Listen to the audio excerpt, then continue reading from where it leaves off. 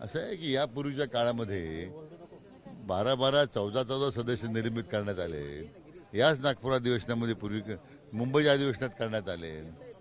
म्हणजे आपण सत्तेवर असताना आपण जे केलं ते कल्याणकारी काम केलंय.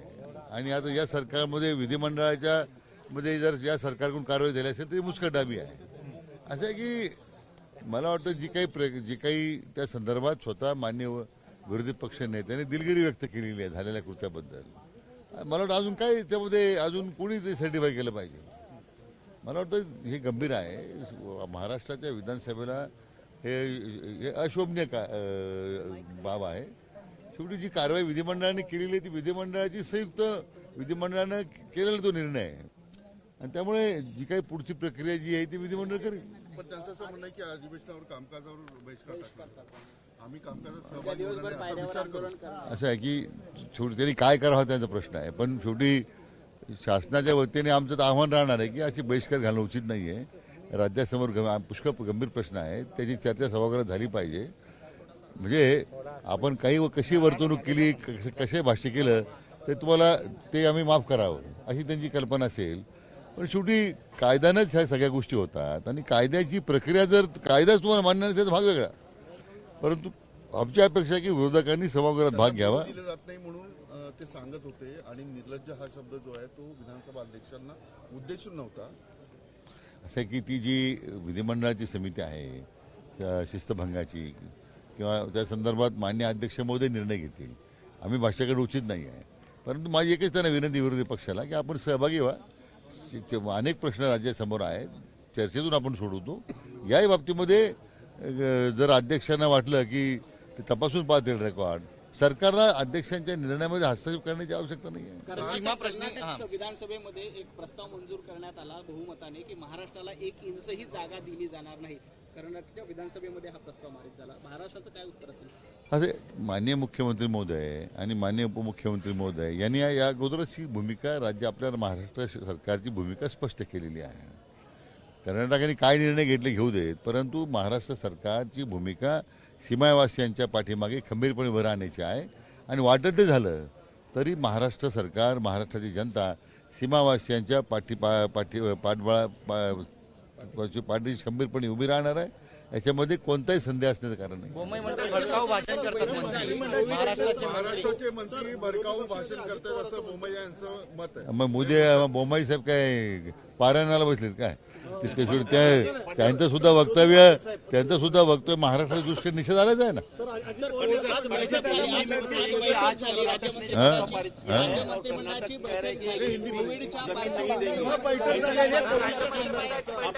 कोविड असं की मंत्रिमंडळाच्या संदर्भात ब्रीफिंग येईल आपल्याला. परंतु कोविडच्या बाबतीमध्ये जो काही उपाययोजना करायच्या आहेत कोविडच्या बाबतीमध्ये त्या उपाययोजना करण्याची साधारण चर्चा झालेली आहे. कारण नसताना पॅनिक होण्याची आवश्यकता नाही आहे. पण उपाययोजना तर सरकारला केल्या पाहिजे. त्या दृष्टीने काय तयारी झाली ते आपण काय करतो. हिंदी में बताइए कर्नाटक के मुख्यमंत्री ने कहा है एक इंच जमीन नहीं देंगे. ऐसे कर्नाटक के सीएम जो कहते हैं वो कोई प्रमाण नहीं है. वो कुछ भी कहेंगे. मेरे ख्याल से आदरणीय गृहमंत्री केंद्रीय गृहमंत्री महोदय ने इसमें साफ तौर पे उनको मेरे ख्याल से उनको बताया है. उसमें कोई ऐसे भड़काऊ वक्तव्य नहीं करें. फिर भी अगर वो मानते नहीं मानते उसकी तो जरूर दखल केंद्रीय नेतृत्व लेंगे. लेकिन महाराष्ट्र की सरकार ने भूमिका पहले से स्पष्ट की है कि पूरी महाराष्ट्र की जनता सीमावासियों के साथ खड़ी है. प्रस्ताव आणला जाणार का जो कर्नाटकच्या विरोधात असेल आणि महाराष्ट्रातली 1 इंचही जागा जाणार नाही नाही. यापूर्वी आपण निर्णय मान्य सर्वोच्च न्यायालयामध्ये हा निर्णय प्रलंबित आहे. पण तथापि महाराष्ट्राच्या भूमीची सुद्धा 1 इंच जागा आपण त्यांना द्यायचं कारण नाही आहे. जो सीमावादाचा प्रश्न आहे तो सर्वोच्च न्यायालयामध्ये आहे. तो निर्णय न्यायालय घेईल. परंतु असे भडकाऊ वक्तव्य करून अशा प्रकारच्या स्थानिक भावनेला साथ घालत जर लोकांच्या भावना भडकवण्याचा प्रयत्न करत असेल मग ते मुख्यमंत्री असतील किंवा आणि कोणत्या उच्च पदावर असतील शेवटी महाराष्ट्राच्या जनतेला महाराष्ट्राची अस्मिता दुखावणाऱ्याला आम्ही तसंच उत्तर द्यायची आमची तयारी